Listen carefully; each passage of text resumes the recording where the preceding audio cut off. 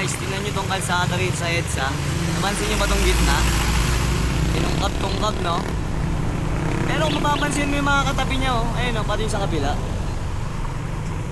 Ang ganda nung spalto niya, oh. Ang kinis. Pero bakit tinastas na naman to, no? Ano kaya lalagay nila dyan? Diamante. Hindi, kidding aside, bakit kaya tinastas? No?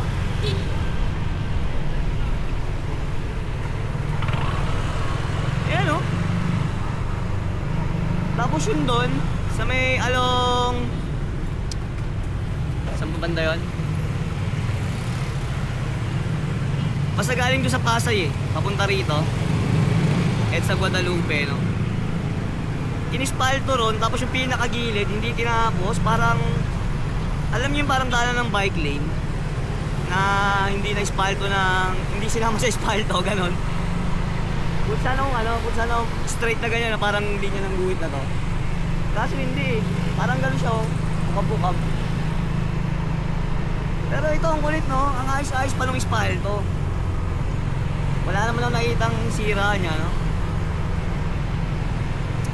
Ewan ko ba? Bakit na naman tinastas yan? Baka mas pagagandahin.